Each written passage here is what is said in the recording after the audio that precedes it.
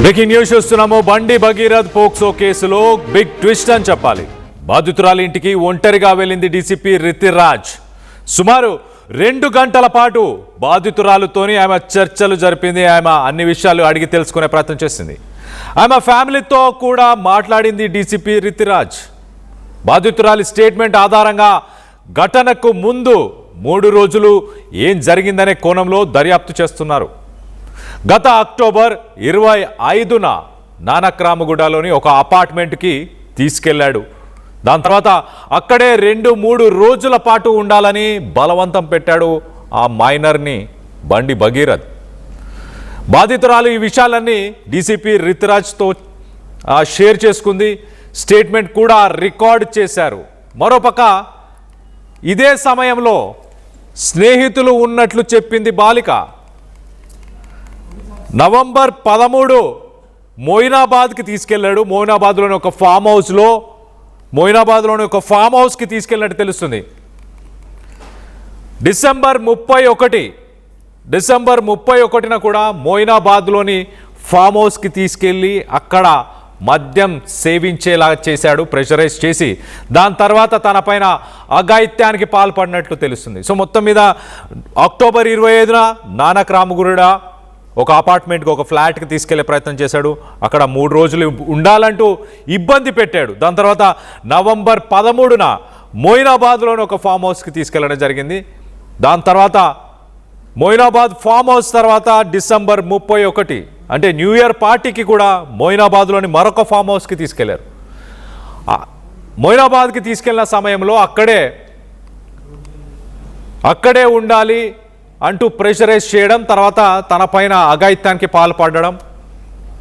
December 31న మరొక form హౌస్లో మద్యం తాగించి లైంగిక దాడి చేసినట్లు మైనర్ బాలిక చెప్పుకొచ్చింది.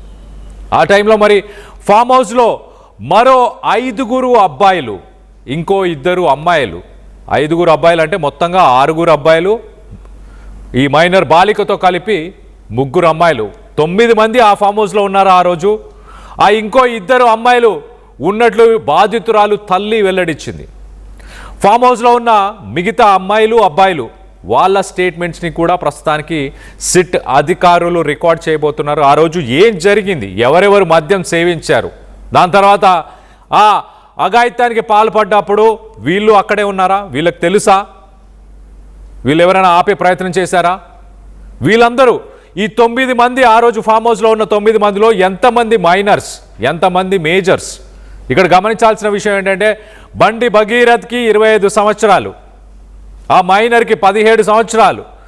మరి ఉన్న మిగతా 2 అమ్మాయిల వయసు ఎంత, ఆ అమ్మాయిలు ఎవరు, తన ఫ్రెండ్సా, బండి భగీరథ్తో ఉన్న అబ్బాయిలకి ఫ్రెండ్సా, ఎవరు ఫ్రెండ్స్, మొత్తం ఈ డీటెయిల్స్ అన్ని కూడా ప్రస్తుతానికి సిట్ అధికారులు సేకరిస్తున్నారు. బండి భగీరథ్ ఫోన్ దొరికితే కేసు మొత్తం సాల్వ్ అయినట్టే అంటూ పోలీసు అధికారులు చెప్పుకొస్తున్నారు. ఇప్పటికే సోషల్ మీడియా అకౌంట్లన్నీ బండి భగీరథ్ డిలీట్ చేసేశాడు, ఎలాంటి ట్రేసెస్ ఉండకుండా.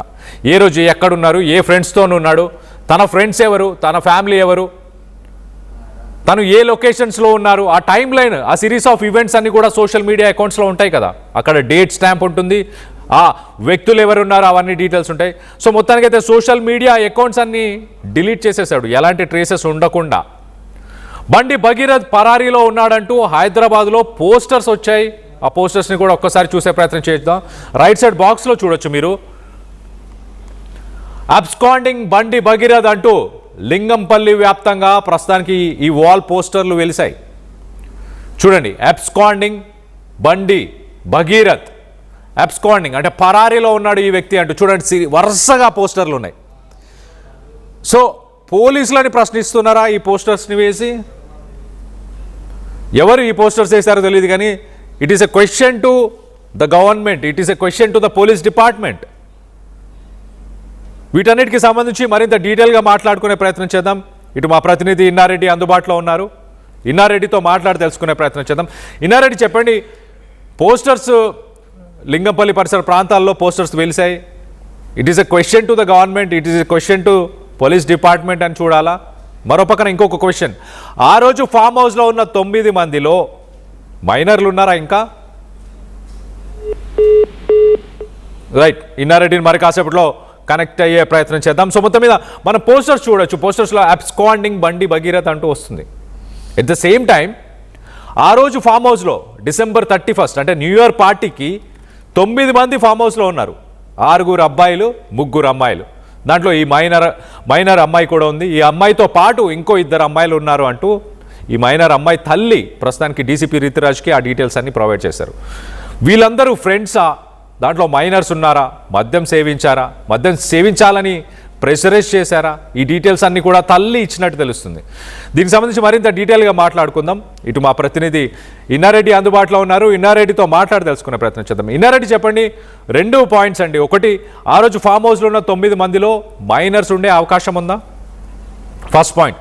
సెకండ్, ఈ పోస్టర్స్ ఏవైతే అబ్స్కాండింగ్ బండి Bhagirath, that is a question to గవర్నమెంటా పోలీస్ డిపార్ట్మెంటా? ఈ 2 క్వశ్చన్స్ ప్రస్తుతానికి, ఈ రెండింటికి సంబంధించి ఏంటి లేటెస్ట్ అప్డేట్? కళ్యాణ్, ఈ బండి భగీరథ కేసు సంబంధించిన వ్యవహారంలో మనం చూస్తే మనం చెప్పొచ్చు, మీరు చెప్పినట్టుగా డీసీపీ రితురాజ్ సుమారు 2 గంటల పాటు బాధితురాలు విచారించిన క్రమంలో 3 సార్లు తన మీద అసభ్యంగా ప్రవర్తించడం కావచ్చు, తర్వాత తనని అటాక్ చేసే విషయం మీద చాలా స్పష్టమైన ఇన్ఫర్మేషన్ చెప్పడం జరుగుతా ఉంది. దీనిలో మనం గమనిస్తే అక్టోబర్ 25న నానగూడలోని అపార్ట్మెంట్ తీసుకెళ్లి తర్వాత 2-3 రోజులు ఉండాలి బాధ పెట్టడం, తర్వాత ఆ సమయంలో 2 స్నేహితులు చెప్పడం. ఇదే కాకుండా నవంబర్ 13న మొయినాబాద్ లోని ఫామ్ హౌస్ లో మరోసారి వేధించారని, తర్వాత మొయినాబాద్ లో మరో ఫామ్ హౌస్ లో మద్యం తాగించి ఆ సమయంలో లైంగిక దాడికి పాల్పడ్డాడని చెప్పిన నేపథ్యంలో ఈ 5 అబ్బాయిలతో పాటు 2 అమ్మాయిలు కూడా ఉన్నారు. దాంట్లో ఖచ్చితంగా మైనర్లు కూడా ఉండే అవకాశం ఉంది, మైనర్ అమ్మాయిలు కూడా ఉన్నారని చెప్పిన సమాచారం అయితే మీరైతే మొట్టమొదటిగా ప్రశ్న అడిగారో, ఖచ్చితంగా ఈమె మీద అటాక్ జరిగిన సమయంలో ఆమెతో పాటు ఉన్న స్నేహితుల్లో మైనర్లు కూడా ఉన్నారని చెప్పని కూడా మనకు తెలుస్తా ఉంది.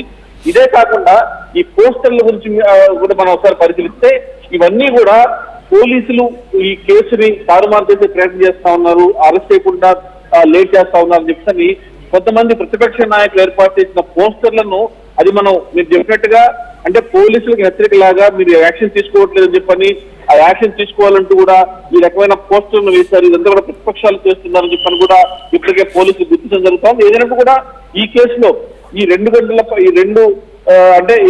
తర్వాత ఆయన హాజరవుతారా లేదన్న దాని మీద సర్వత్రా ఆసక్తి నెలకొన్నప్పుడు కూడా ఈ ఏమైతే DCP Rituraj IPS officer, lady IPS officer సేకరించిన సమాచారంలో చాలా కీలకమైన అంశాలు ఉన్నాయి. దీంట్లో మీరు చెప్పినట్టుగానే ఆమె మీద అత్యాచారం జరిగినప్పుడు కానీ, అసభ్యంగా ప్రవర్తించినప్పుడు కానీ స్నేహితులు కూడా ఉన్నారు అక్కడ. వాళ్ళు వాదించినప్పుడు కూడా ఆయన ఆమె మీద అటాక్ చేశారని చెప్పిన విషయంలో కావచ్చు, తర్వాత ఆ సమయంలో స్నేహితుల సంగతి దగ్గర నుంచి కూడా స్టేట్మెంట్ ఇప్పుడు కొంతమందిని అప్రోచ్ అయ్యారు. తర్వాత నిన్న 2వ స్టేట్మెంట్ ఇచ్చినప్పుడు మరికొంతమంది పేర్లు బయటకు రావడంతో వాళ్ళతో కూడా మాట్లాడి వాళ్ళ దగ్గర స్టేట్మెంట్ తీసుకొని పూర్తి స్థాయి ఇన్వెస్టిగేషన్ కొనసాగుతున్నట్టుగా మనకు సమాచారం అంతా ఉంది. Kalyan, right Inna Reddy, thanks for the latest update. మొత్తం మీద ప్రస్తుతానికి ఇవాళ మధ్యాహ్నం 2 గంటలకి ఖచ్చితంగా పేట్ బషీర్బాద్ ఆ పోలీస్ స్టేషన్లో ఇన్వెస్టిగేషన్కి సహకరించడానికి, అక్కడ ఆ ఇన్వెస్టిగేషన్ అటెండ్ అవ్వడానికి బండి భగీరథ్ రావాలంటూ తన మేనమామ పేరు పైన ప్రస్తుతానికైతే నోటీసెస్ని సర్వ్ చేశారు. మరి ఇవాళ మధ్యాహ్నం అక్కడికి వస్తున్నాడా? ఒకవేళ వస్తే ఇంకా ఎలాంటి ఇన్వెస్టిగేషన్ చేస్తారు పోలీసులు? ఇప్పటిదాకైతే ఇటు మైనర్ దగ్గర 2 సార్లు స్టేట్మెంట్స్ తీసుకున్నారు, తన దగ్గర తన తల్లిని కూడా కలిసి తన ఫ్యామిలీ మెంబర్స్ నుంచి కూడా స్టేట్మెంట్స్ తీసుకున్నారు, కావాల్సిన ఆధారాలని తీసుకున్నారు. ఎఫ్ఐఆర్లో కూడా సెక్షన్స్ మార్చారు, ఎఫ్ఐఆర్లో కూడా చేంజెస్ తీసుకొచ్చారు, ఇవన్నీ తీసుకొచ్చారు. కానీ బండి భగీరథ్ దగ్గర నుంచి ఎలాంటి ఇన్ఫర్మేషన్ లేదు, తనని ఇప్పటిదాకా అరెస్ట్ కూడా చేయలేదు. సో మరి ఇవాళ అరెస్ట్ చేసే అవకాశం ఉందా? అబ్స్కాండింగ్ బండి భగీరథ్ అంటూ మరో పక్కన పోస్టర్స్ వచ్చాయి. ఆ పోస్టర్స్ ప్రభుత్వాన్ని ప్రశ్నిస్తున్నాయా, పోలీసు విభాగాన్ని ప్రశ్నిస్తున్నాయా? దీనికి సంబంధించి మీరేమనుకుంటున్నారు? ఎవరిని ప్రశ్నిస్తున్నాయని మీరు భావిస్తున్నారు? అలాగే బండి భగీరథ్ 100% అతనికి కావాలనే కొంతమంది ఆయనకు సపోర్ట్ చేస్తున్నారని మీరు భావిస్తున్నారా? ఎవరు సపోర్ట్ చేస్తున్నారని మీరు భావిస్తున్నారు? మీ అభిప్రాయాలని కింద కామెంట్ రూపంలో తెలియపరచండి. అలాగే డీసీపీ రితురాజ్ మొదటి నుంచి ఏం చెప్తుంది? బండి భగీరథ్ మాకు అందుబాటులో లేడు, అతన్ని అరెస్ట్ చేసే ప్రయత్నం చేస్తున్నామంటూ డీసీపీ రితురాజ్ చెప్పుకొస్తుంది. ఓవరాల్గా ఈ విషయంలో మరింత డీటెయిల్స్ బయటికి వచ్చే అవకాశం ఉన్నట్టు తెలుస్తుంది. 9 మంది ఆ రోజు మొయినాబాద్ ఫామ్ హౌస్లో ఉన్నారు. మొదటగా అక్టోబర్లో ఆ మైనర్ని నానక్రామ్గూడలోని ఒక అపార్ట్మెంట్కి తీసుకెళ్లి 2-3 రోజులు అక్కడే ఉండాలంటూ తనని ఇబ్బంది పెట్టే ప్రయత్నం చేశాడు. అలాగే తనని బలవంతం చేసే ప్రయత్నం చేశాడంటూ ఆ మైనర్ ఆరోపిస్తుంది. అక్టోబర్ తర్వాత నవంబర్లో కూడా ఒక ఫామ్ హౌస్కి తీసుకెళ్లాడు. నవంబర్ తర్వాత డిసెంబర్ 31 మోయినాబాద్లోని ఒక ఫామ్ హౌస్కి తీసుకెళ్లాడు న్యూ ఇయర్ పార్టీకి.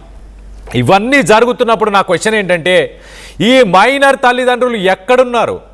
ఎందుకు పంపించారు?